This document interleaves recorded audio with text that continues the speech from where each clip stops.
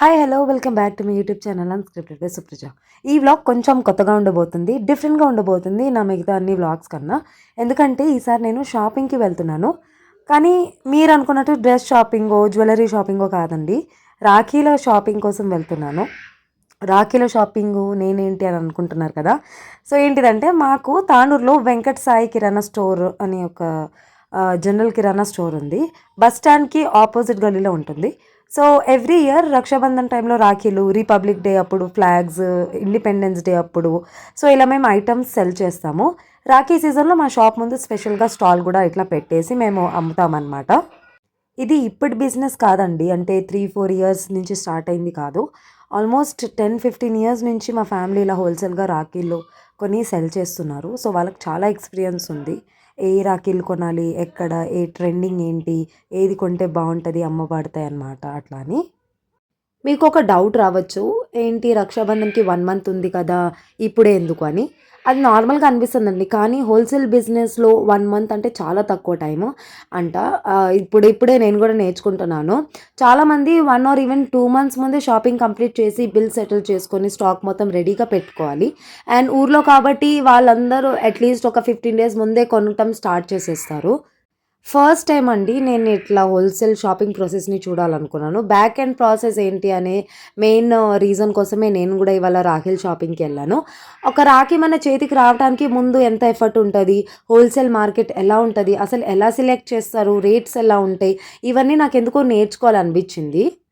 మనం రెగ్యులర్‌గా షాప్‌కెళ్ళి అన్న ఈ రాఖీ ఎంత అని అడుగుతాము. కొంచెం బార్గెయిన్ చేస్తాం. ఇప్పుడు రూ. 10 అయితే రూ. 5 ఎంతకి తక్కువలో తక్కువ ఎప్పుడు తీసుకోవాలనుకుంటాము. కానీ అసలు ఆ రాఖీ వెనక ఈ నిజంగా రాఖీ అనే కాదు, ఏ బిజినెస్ అయినా అసలు దాని వెనక ఎంత ప్రాసెస్ ఉంటదో అనేది మనకు తెలీదు.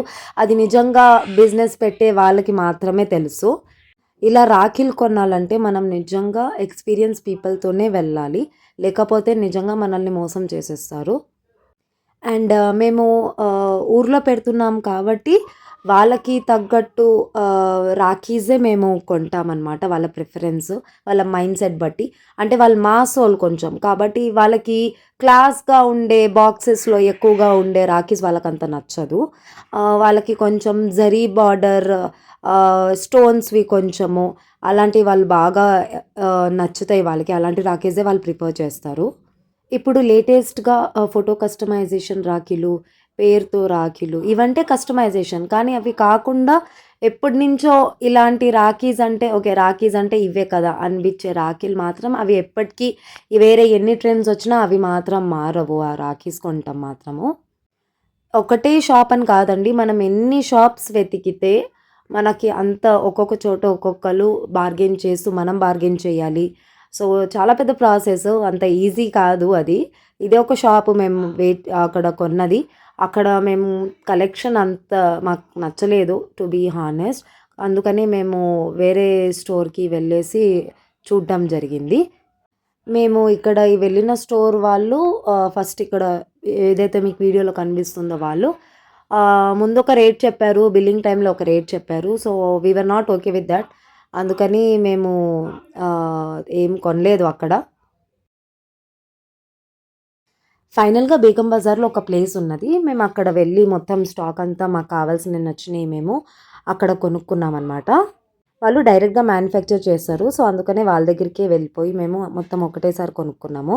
తాండూరు నుంచి ఎవరైనా వీడియో చూస్తున్నారంటే తప్పకుండా మా స్టోర్‌ని విజిట్ చేయండి రక్షాబంధన్ టైంలో. అండ్ మామూలు అప్పుడు కూడా మీరు విజిట్ చేయొచ్చు, because it is a general and kirana store.